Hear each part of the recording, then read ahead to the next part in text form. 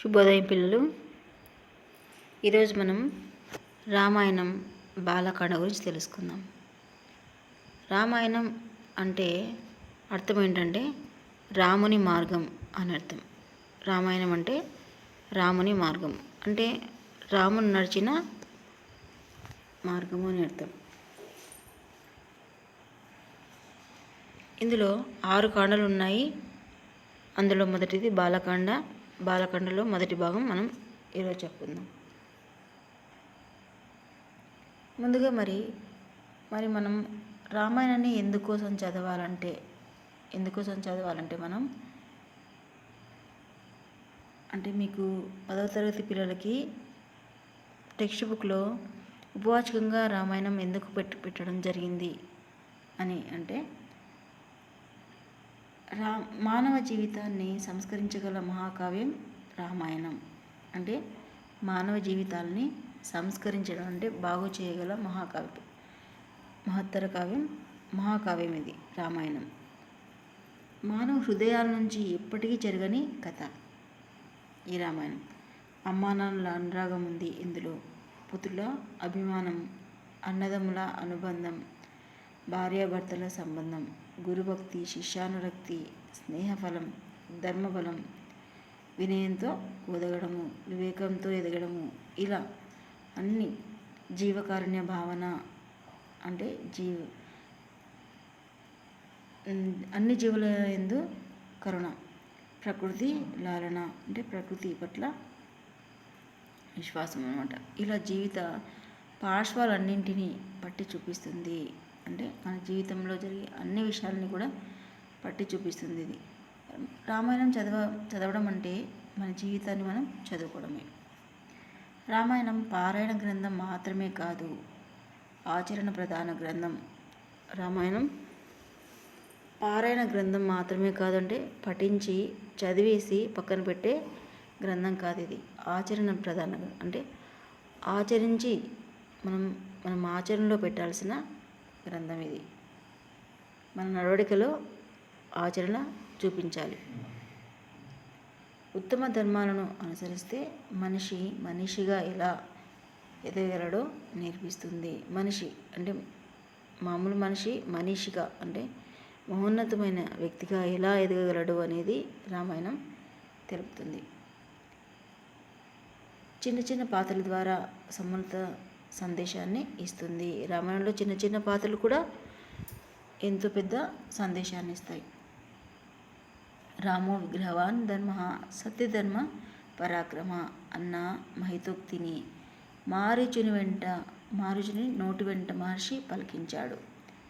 రాముని వంటి ఆదర్శమూర్తి, రామాయణం వంటి ఆదర్శ కావ్యం నభూతో నభవిష్యతి అంటే రామాయణం లాంటి కావ్యము నభూతో అంటే భూతకాలంలో అంటే జరిగిపోయినటువంటి కాలంలో లేదు, నా భవిష్యత్తు అంటే వచ్చే కాలంలో ఇక మీదట ఇటువంటి కావ్యం ఉండదు అని అర్థం. అంటే ఇటువంటి కావ్యం ఇంతకుముందు లేదు, ఇక ముందు ఉండబోదు అని దీని అర్థం. మనిషి ఉన్నంతకాలం కూడా రామాయణం ఉంటుంది. ప్రపంచ సాహిత్యంలోనే ఆది కావ్యం రామాయణం. ఆది కావ్యం అంటే మొదటి కావ్యం రామాయణం. అన్ని సాహిత్యాల్లో కూడా మొదటిది ఇది. వాల్మీకి మహర్షి దీన్ని రచించి ఆది కవిగా కీర్తి పొందాడు. ఈ ఆది కావ్యాన్ని వాల్మీకి రచించి ఆది కవి అంటే మొదటి కవిగా కీర్తి పొందాడు. రామాయణం, పౌలస్త్య వధ, సీతాయ చరిత మహత్ అనే 3 పేర్లు దీనికి ఉన్నాయి. రామాయణం అనే పేరే కాకుండా ఏముంది, పౌలస్త్య వధ అంటే పౌలస్త్య వంశస్థుడైన రావణాసుడిని వధించడము. ఇందులో సీతాయ చరితం అంటే సీత యొక్క చరిత అంటే సీత యొక్క కథ అని దీనికి అర్థాలు ఉన్నాయి. ఇది 6 కాండలవి. 6 కాండలు. కాండం అంటే విభాగం అని అర్థం. 6 కాండలతో ఉంది. సంస్కృతంలో అయితే 7 కాండలు ఉన్నాయి. అంటే ఈ 6 కాండలతో పాటు ఉత్తరకాండ కూడా ఉంటుంది చివర 7వ కాండ. 24,000 శ్లోకాలతో సంస్కృత భాషలో సాగిన రచన ఇది. సంస్కృతంలో రామాయణంని వాల్మీకి మహర్షి రాశారు. ఇందులో సంస్కృతంలో 24,000 శ్లోకాలు ఉన్నాయి. తర్వాత కాలంలో ఎన్నో రామాయణాలు వచ్చాయి. అంటే రామాయణంని, సంస్కృతంలోని రామాయణాన్ని ఎంతోమంది తెలుగులో అనువదించారు.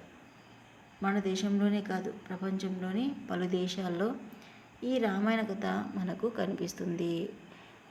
రామాయణంను ప్రపంచ దేశాలన్నింటిలోనూ వాళ్ళ వాళ్ళ భాషల్లో రామాయణం అనువదించడం జరిగింది.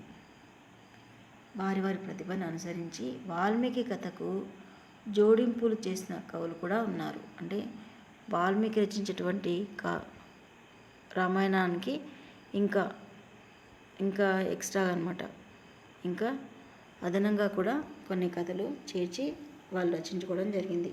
అవే నిజం అన్నంతగా ప్రచారం పొందాయి. అంటే వాళ్ళు రచించినవే నిజంగా జరిగాయా అని అన్నంతగా బాగా ప్రచారం పొందాయి అన్నమాట కొన్ని సంఘటనలు. వాల్మీకి రామాయణ కథను సంక్షిప్తంగా అందించే ప్రయత్నం ఇది. మరి వాల్మీకి సంస్కృతంలో 24,000 శ్లోకాలతో రాశారని చెప్పాను కదా, కానీ మనకు వచన భాగంలో ఇచ్చారు, అది కూడా సంక్షిప్తంగా. అంటే ముఖ్యమైన విషయాలని మాత్రమే తీసుకుంటూ రచించడం జరిగింది. మన టెక్స్ట్ బుక్లో మనకు పెట్టడం జరిగింది. సమున్నత సమాజాన్ని నిర్మించడమే లక్ష్యంగా మరియు ముందు తరాల వారికి స్ఫూర్తి కోసం చేసిన రచన ఇది. ఇది రామాయణం అనేది ముందు తరాల వారికి కూడా స్ఫూర్తినిచ్చేటువంటి రచన ఇది, ఈ రామాయణం. మరి కథలోకి వెళ్తే బాలకాండ మొదటి కాండ. ఇందులో బాలకాండలో కథ ప్రారంభిస్తే ఇతను నారద మహర్షి. ఈ నారద మహర్షి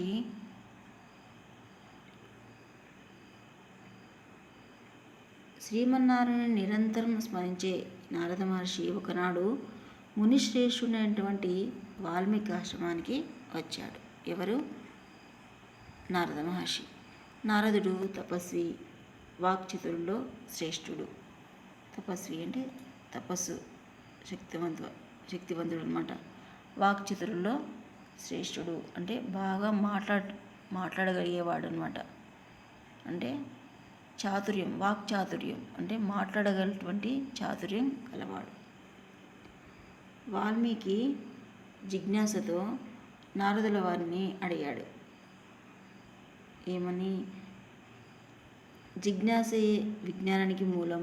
జిజ్ఞాస అంటే తెలుసుకోవాలన్నటువంటి ఆసక్తి, అదే విజ్ఞానానికి మూలం. వాల్మీకి అడుగుతున్నాడు ఎవరిని? నారదుల్ని. ఓ మహర్షి, అన్నీ మంచి గుణాలు కలవాడు, ఇలాంటి ఆపదలు చుట్టుముట్టినా తొనకనివాడు, ధర్మం తెలిసినవాడు, ఆశ్రయించిన వారిని ఆదుకునేవాడు, మాట తప్పనివాడు, ఇంకా సకల ప్రాణులకు మేలు చేసేవాడు. ఇంకా చెప్తున్నాడు చూడండి, వీరుడు, ధీరుడు, అసూయ లేనివాడు, అందం ఉన్నవాడు, ఇటువంటి శుభ లక్షణాలు కలవాడు ఎవరైనా ఈ లోకంలో ఉన్నారా అని ప్రశ్నించాడు. నారదుడు చిరునవ్వుతో సమాధానం ఇచ్చాడు. మహాముని, ఇన్ని లక్షణాలు ఒకే వ్యక్తిలో ఉండడం అంటే సాధ్యం కాదు. కానీ నీవు తెలిపిన ఈ విశిష్ట గుణాలన్నీ కూడా మూర్తిభవించిన వాడు శ్రీరాముడు అని తెలుపుతాడు. మరి అలా చెప్పి రామాయణ కథను సంక్షిప్తంగా వాల్మీకి వినిపించి నారదుడు అక్కడి నుంచి బ్రహ్మలోకాలకు వెళ్ళిపోతాడు. ఆ రామకథ మరి వాల్మీకి మనసులో నాటుకుపోయింది. అంటే అదే మనసులో గట్టిగా ఉంది. నారదుని మాటలు ఇంకా చెవిలో ఇల్లు కట్టుకొని పోరుతున్నాయి. ఇది చూడండి, జాతీయం. ఇల్లు కట్టుకొని పోరడం అంటే ఆ మాటలు పదే పదే గుర్తుకు రావడం అన్నమాట. గంగానది సమీపంలో గల తమసా నదికి స్నానం చేయడానికి వాల్మీకి బయలుదేరాడు. భరద్వాజాది శిష్యులు వెంట నడుస్తున్నారు. మరి వాల్మీకి శిష్యులు వెంట నడుస్తూ ఉన్నారు. తమసా నది ఎలా ఉందంట? మంచివాని మనసులాగా స్వచ్ఛంగా ఉంది.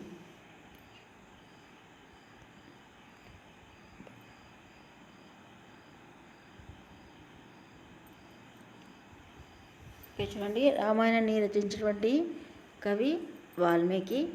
మనం ఇక్కడ వాల్మీకి చిత్రాన్ని చూడవచ్చు. వాల్మీకి అంటే అసలు అర్థం ఏంటంటే వల్మీకం నుంచి పుట్టినవాడు, ఆవిర్భవించినవాడు అని అర్థం. వల్మీకం అంటే పుట్ట. అంటే రామాయణం రచించకముందు తపస్సు చేస్తూ ఉంటే 13 సంవత్సరాలు తపస్సు చేశాడు. అలా తపస్సు చేస్తూ ఉంటే అతనికి మొత్తం కూడా పుట్ట పెరిగిపోయింది. తపస్సు చేస్తూ ఉంటే అతని చుట్టూ కూడా పుట్ట పెరిగిపోయింది. 18 సంవత్సరాలు అయిన తర్వాత అతను పుట్టలోంచి బయటకు వచ్చాడు. కాబట్టి అతనికి వాల్మీకి అనే పేరు వచ్చింది.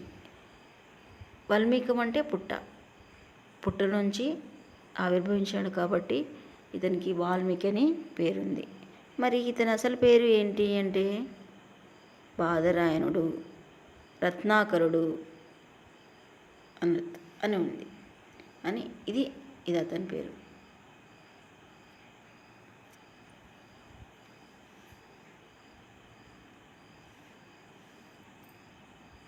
ఇలా మరి ఈ వాల్మీకి మనసులో రామకథ నాటుకుపోయింది. నారదుని మాటలు ఇంకా చెవిలో కట్టుకొని పోతున్నాయి. ఇంకా గట్టిగా అవే మాటలు వినిపిస్తున్నాయి.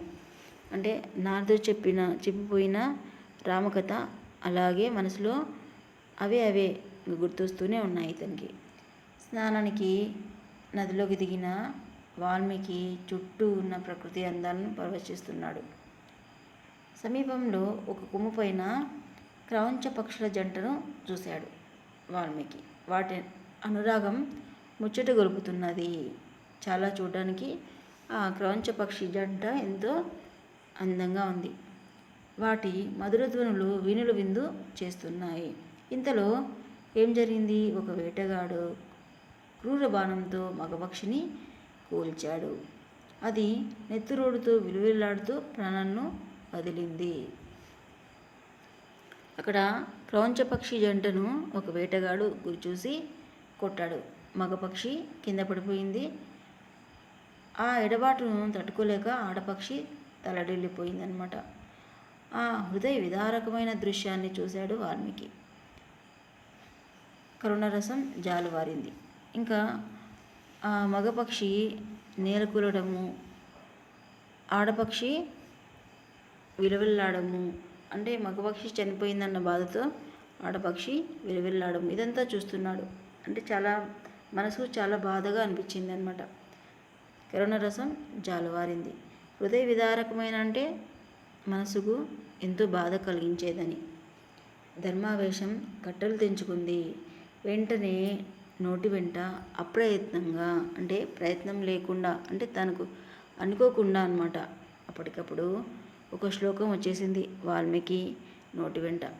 ఏది అంటే మానుషాద ప్రతిష్ఠాంత్వా మాగమ శాశ్వతీ సమహ యత్ క్రౌంచ మిథునాదేకం అవధి కామోహితం అని శ్లోకం వచ్చేసింది. ఈ శ్లోకానికి అర్థం ఏంటంటే, ఓ కిరాతుడా, అంటే ఓ వేటగాడా, క్రౌంచపక్షి జంటలో పరమశమై ఉన్న ఒక పక్షిని నువ్వు చంపినా నువ్వు శాశ్వతంగా అపకీర్తి పాలవుతావు అన్న మాటలు అనమాట ఈ శ్లోకానికి అర్థం. మరి ఆ శ్లోకం అనైతే అన్నాడు కానీ తనకు తెలియకుండా, కానీ ఆ తర్వాత అతనికి ఆశ్చర్యం అయిపోయింది. ఆ మాటలు సమానాక్షరాలు గల 4 పాదాలతో లయబద్ధంగా వచ్చాయి. ఇది ఛందోబద్ధమైన శ్లోకమని నిర్ధారించుకున్నాడు. ఇక్కడ ఏం జరిగింది? శోకం నుండి శ్లోకం వచ్చేసింది. శోకం అంటే బాధ. ఆ బాధలోంచి ఆ క్రౌంచపక్షి జంట కూలడము, ఆ బాధలోంచి వచ్చిన శ్లోకం కాబట్టి ఇది శోకం నుంచి శ్లోకం వచ్చింది అంటారనమాట, పుట్టింది. ఆశ్రమానికి తిరిగి వచ్చారు అందరూ. అక్కడ అయిపోయిన తర్వాత స్నానం ఆచరించి అందరూ కూడా ఆశ్రమానికి తిరిగి వస్తారు. కానీ క్రౌంచపక్షి దారుణ దృశ్యం మాత్రం వాల్మీకి మనసు నుంచి వెనుదిరగడం లేదు. అంటే ఆ సన్నివేశాలు అలాగే గుర్తొస్తున్నాయి వాల్మీకి. అదే ఆలోచన, అదే ఆవేదన. ఇంతలో సృష్టికర్త అయినటువంటి బ్రహ్మ వాల్మీకిని చూడడానికి ఆశ్రమానికి వస్తాడు. అతనికి శాస్త్రోక్తంగా ఉపచారాన్ని చేశాడు. అంటే ఉపచారాలు అంటే సేవలు. వాల్మీకి అంటే బ్రహ్మ ఇంటికి వస్తాడు కదా ఆశ్రమానికి, బ్రహ్మకు అన్ని సేవలు చేస్తాడు. ఇక్కడ చూడండి, వేటగాడు క్రౌంచ పక్షి జంటలో ఒక మగపక్షిని నేల కూల్చడం ఇక్కడ మనం ఈ దృశ్యంలో చూడొచ్చు. ఇక్కడ ఆడపక్షి విలువిల్లాడుతుంది. ఇక్కడ వాల్మీకి వేటగాడితో ఆ శ్లోకం పలుకుతున్నాడు, చెప్తున్నాడు ఆ శ్లోకం, ఆ సన్నివేశం ఇది. ఇంకా బ్రహ్మను వాల్మీకిని కూర్చోమన్నాడు. బ్రహ్మ వాల్మీకిని కూర్చోమని చెప్తాడు. బ్రహ్మ ఆసనం కన్నా కొంచెం తక్కువ ఎత్తు గల ఆసనం పైన కూర్చున్నాడు వాల్మీకి. అంటే బ్రహ్మ కూర్చున్న దానికంటే తక్కువ ఎత్తుగల కింద అనమాట. బ్రహ్మ పైన కూర్చుంటాడు, కింద వాల్మీకి కూర్చుంటాడు. అంటే ఇది పెద్దల పట్ల ప్రవర్తించాల్సిన తీరు. మీరు ఇది గుర్తుపెట్టుకోవాలి. పెద్దల పట్ల ఏ విధంగా ప్రవర్తించాలి అనేది వాల్మీకిని చూసి నేర్చుకోవాలి. అంటే ఇక్కడ తమకన్నా పెద్దవాడైనటువంటి బ్రహ్మను ఎక్కువ ఎత్తుగల ఆసనం పైన కూర్చోబెట్టాడు, తాను కింద కూర్చున్నాడు అనమాట. తక్కువ ఎత్తుగల ఆసనం పైన కూర్చున్నాడు. అంటే ఆ కాలంలో పీటలు కావచ్చు, అలాంటివి అన్నమాట. బ్రహ్మ ఎదురుగా ఉన్నా కూడా క్రౌంచ పక్షి బాధ వాల్మీకిని వదలడం లేదు. అలాగే అదే గుర్తొస్తుంది వాల్మీకి మనసులో. మానుషాద శ్లోకమే మళ్ళీ మళ్ళీ ధ్వనిస్తుంది. అన్నీ తెలిసిన బ్రహ్మ చిరునవ్వును చిందిస్తూ, ఓ ఋషీశ్వర, నీవు పలికినది శ్లోకమే. అంటే బ్రహ్మకు అంతా తెలిసిపోయింది, వాల్మీకి ఎందుకు ఇంతగా బాధపడుతున్నాడు అనేది తెలిసిపోయి చెప్తున్నాడు. ఓ ఋషీశ్వర, నీవు పలికినది శ్లోకమే, అది నా సంకల్ప ప్రభావం. అంటే నా సంకల్పంతోనే నువ్వు చెప్పావు. ఈ ఛందస్సు పేరు ఏంటి? రామాయణం ఏ ఛందస్సులో రాయడం జరిగింది? అనుష్టుప్ అనే ఛందస్సులో రాయడం జరిగింది. ఈ ఛందస్సులోనే శ్రీరామ చరిత్రను రాయమని ఆదేశించాడు బ్రహ్మ. నారదుడు స్పష్టంగా వివరించని రామకథ రహస్యాలు కూడా నీకు స్ఫురిస్తాయని అనుగ్రహించాడు. ఇంకా నారదుడు రామకథ చెప్పాడు కదా, అతను ఏదైతే చెప్పలేదో అవి కూడా మిగతావి కూడా బ్రహ్మ చెప్పేశాడు. ఈ భూమండలంలో పర్వతాలు, నదులు ఉన్నంతకాలం కూడా రామాయణ గాథను జనులు కీర్తిస్తూనే ఉంటారని ఆశీర్వదించాడు. బ్రహ్మ ఆదేశానుసారం రామాయణ రచనకు శ్రీకారం చుట్టాడు వాల్మీకి మహర్షి. ఇంకా బ్రహ్మ చెప్తాడు కదా, రామాయణంను రచించు అని. ఆ విధంగానే అంటే రామాయణం రచనకి శ్రీకారం చుడతాడు, అంటే ప్రారంభిస్తాడు అనమాట వాల్మీకి. ఇంకా ఇక్కడి నుంచి మనకి ముఖ్యమైనటువంటి కథ ప్రారంభమవుతుంది. అయోధ్య నగరం ఎక్కడ ఉంది అంటే సరియు నది తీరంలో కోసల అనే సుప్రసిద్ధ దేశం ఉంది, అందులోదే అయోధ్య నగరం. అయోధ్య అంటే ఏంటి? యోధులకు కూడా జయించడానికి శక్యం కానిది. అంటే యోధులు, బలవంతులు, మహాబలవంతులు కూడా జయించడానికి వీలు లేనటువంటిది అనమాట. ఈ అయోధ్యను ఎవరు నిర్మించారంటే మనువు నిర్మించాడు. కోసల దేశాన్ని దశరథ మహారాజు పరిపాలిస్తున్నాడు.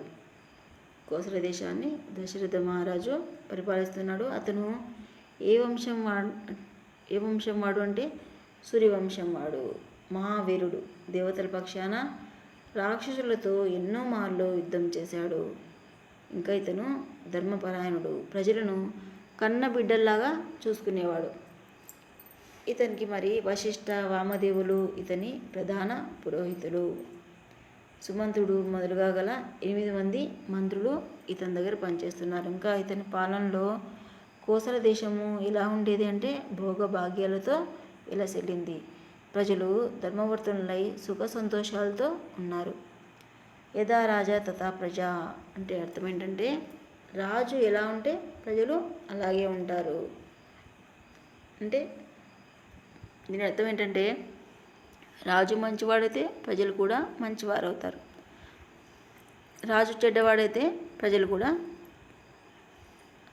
చెడుతనంతోనే ఉంటారని దీని అర్థం అన్నమాట. అంటే యథా రాజా తథా ప్రజ, రాజు ఎలా ఉంటే ప్రజలు అలాగే ఉంటారని అర్థం. ఇక్కడ రాజు మరి దశరథ మహారాజు ఎంతో మంచిగా ఉన్నారు కాబట్టి ప్రజలు కూడా భోగభాగ్యాలతో విలసిల్లుతున్నారు. ప్రజలు కూడా ధర్మవర్తులై సుఖ సంతోషాలతో ఉన్నారు. ఇది అయోధ్య నగరం. మరి దశరథ మహారాజుకు ఎన్ని ఉన్నా కూడా సంతానం లేదన్న చింత దశరథుని కుంగదీసింది. అన్నీ ఉన్నాయి కానీ సంతానం మాత్రమే లేదనమాట. సంతాన ప్రాప్తి కోసం ఏం చేయాలనుకున్నానంటే అశ్వమేధ యాగం చేయాలన్న ఆలోచన కలిగింది. వెంటనే పురోహితుడు గురువులతో సమావేశమయ్యాడు. ఎవరు? దశరథ మహారాజు మనసులోని మాట చెప్పాడు. ఏమని? ఇలా నేను సంతాన ప్రాప్తి కోసం అశ్వమేధ యాగం చేయాలని అనుకుంటున్నాను అని చెప్పారు. ఎవరితో? పురోహితులు గురువులతో. వారు తథాస్తు అన్నారు. తథాస్తు అంటే అతను పలికినది అలాగే కమ్మని అర్థం. అంటే అందుకే చెడు ఎప్పుడు కూడా పలకకూడదు అనమాట. పైన తథాస్తు దేవతలు ఉన్నారు, ఎప్పుడు కూడా నోటి వెంట చెడు పలకొద్దు. పైన ఏదైనా అంటే మనం పైన తథాస్తు దేవతలు, తథాస్తు అంటే అదే జరుగుతుంది అనమాట. కాబట్టి ఎప్పుడు కూడా నోటి వెంట చెడు పలకకూడదు అని అంటుంటారు. ఎందుకంటే పైన తథాస్తు దేవతలు ఉంటారంట. అలా మరి వీళ్ళు తథాస్తు అనేసారు. అంటే అలాగే కానిమ్ము అని అర్థం. సరియు నదికి ఉత్తర తీరంలో యజ్ఞవేదిక ఇంకా సిద్ధమైంది. దేనికి? అశ్వమేధ యాగానికి. మంత్రి సారథి అయినటువంటి సుమంత్రుడు ఈ యాగానికి ఋష్యశృంగ మహర్షిని ఆహ్వానిస్తే ఫలవంతమవుతుందని సూచించాడు. ఏమని చెప్పాడు మంత్రి? ఈ యాగానికి, అశ్వమేధ యాగానికి ఋష్యశృంగ మహర్షిని ఆహ్వానిస్తే ఇది ఫలవంతమవుతుంది యాగము అని చెప్పాడు. ఋష్యశృంగుడు ఎవరు అంటే విభాండక మహర్షి అనే మహర్షి కుమారుడు అనమాట. ఈ ఋష్యశృంగుడు ఎలాంటి వాడంటే నిష్ఠాగరిష్ఠుడు. అతడు ఎక్కడ ఉంటే అక్కడ బాగా వర్షాలు కురుస్తాయంట. ఇంకా దశరథుని ఆజ్ఞ మేరకు ఋష్యశృంగుని సగౌరవంగా తోడుకొని వచ్చారు. ఇక్కడికి అశ్వమేధ యాగానికి 3 రోజుల పాటు అశ్వమేధ యాగము శాస్త్రోక్తంగా నిర్వహించారు. తర్వాత దశరథుడు ఋష్యశృంగునితో పుత్రప్రాప్తి కోసం చేయాల్సిన క్రతువుని గురించి అడిగాడు. ఆ భారాన్ని ఋష్యశృంగునిపైనే ఉంచాడు. ఇంకా సంతానం కోసం చేయాల్సిన క్రతువులు ఇంకా ఏమైనా వాటి గురించి అడుగుతాడు. ఆ భారాన్ని మొత్తం ఋష్యశృంగునిపైనే పెడతాడు. దశరథుని అభ్యర్థనను మన్నించిన ఋష్యశృంగుడు పుత్రకామేష్టి అనే యాగం కూడా చేయమని చెప్తాడనమాట. ప్రారంభిస్తాడు. హవిస్సులు అందుకోవడానికి బ్రహ్మాది దేవతలు, గంధర్వులు, సిద్ధులు, మహర్షులు యజ్ఞశాలలో ప్రత్యక్షమయ్యారు. అంటే ఆ యాగానికి అందరూ కూడా వచ్చేసారు. అదే సమయంలో మరి దేవతలందరూ కూడా అందరూ వచ్చేసారు కదా ఆ యాగానికి. ఇంకా దేవతలందరూ కూడా బ్రహ్మం దగ్గరికి వెళ్ళి తమ గోడు వెళ్ళబోసుకున్నారు. గోడు అంటే తమ కష్టాలు వెళ్ళబోసుకున్నారు. ఏవి ఉన్నవి వాళ్ళ కష్టాలు అన్నవి. రావణాసుడు బ్రహ్మ వరప్రభావం చేత వరంతో రావణాసుడు విర్రవీగుతూ తనను చిత్రహింస గురి చేస్తున్నాడు అన్నారు. ఏమని చెప్పారు? ముఖ్యంగా రావణాసుడికి బ్రహ్మ వరం ఉంది కాబట్టి ఆ అండతో అన్ని వర ప్రభావం చేత విర్రవీగుతున్నాడు. అందరినీ కూడా చిత్రహింసలకి గురి చేస్తూ ఉన్నాడు. ముల్లోకాలను కూడా బాధించడమే కాకుండా ఇంద్రుణ్ణి సైతం రాజ్యభ్రష్టుని చేయడానికి పూనుకున్నాడు. ఇంద్రుడు అంటే ఎవరు? దేవతల చక్రవర్తి.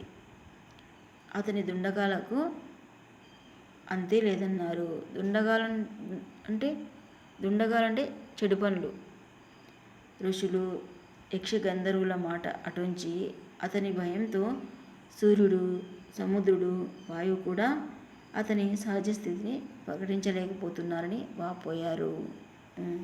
అందరినీ కూడా ఈ రావణాసుడు కష్టపడుతూ ఉన్నాడు.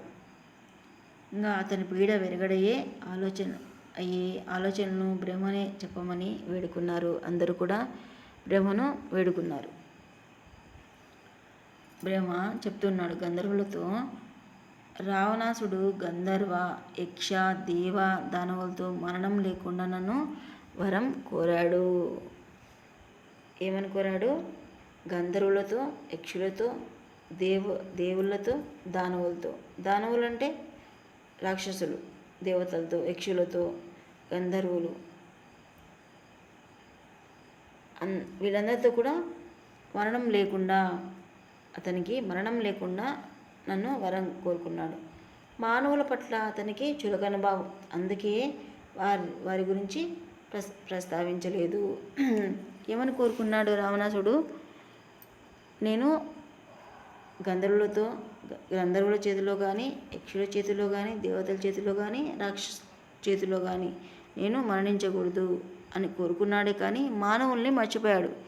ఎందుకంటే వీళ్ళే నన్ను ఏం చేయలేరు, ఇంకా మానవులు ఏం చేస్తారు?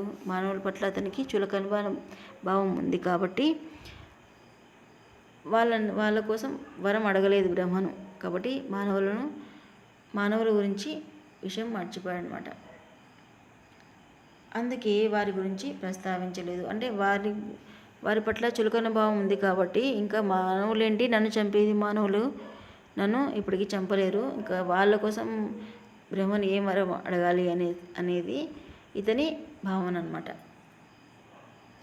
కనుక మానవుని చేతిలోనే రావణాసునికి మరణం ఉన్నదని అన్నాడు.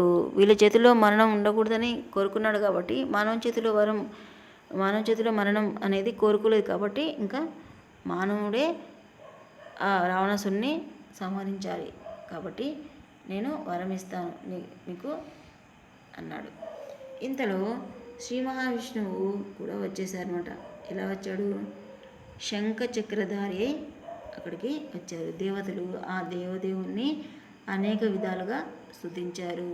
అంటే స్తుతించడం అంటే పొగడం. వర గర్వం చేత కన్ను మిన్నుగానక ప్రవర్తిస్తున్న రావణాసుని సంహరించడానికి మానవుడిగా అవతరించమని అభ్యర్థించారు. ఎవరిని? శ్రీ మహావిష్ణువుని. దశరథ మహారాజు గారి ముగ్గురి భార్యలకు 4 రూపాల్లో పుత్రుడు కమ్మని ప్రాధేయపడ్డారు. అభయం ఇచ్చాడు. ఆశ్రిత వత్సలుడు. అందరి పూజలు అందుకొని అర్ధాంతరణమయ్యాడు. అంటే శ్రీ మహావిష్ణువు ఇంకా బ్రహ్మ చెప్తాడు విష్ణువుతో, నీవు మానవుడిగా అవతరించు. ఎలాగంటే దశరథ మహారాజు గారి ముగ్గురు భార్యలకు 4 రూపాల్లో పుత్రుడు నీవు కమ్ము అని అభయమిస్తాడు. ఇది బాలకాండ మొదటి భాగము. ఇంకా రెండో భాగము తర్వాత చెప్పుకుందాం. ధన్యవాదాలు.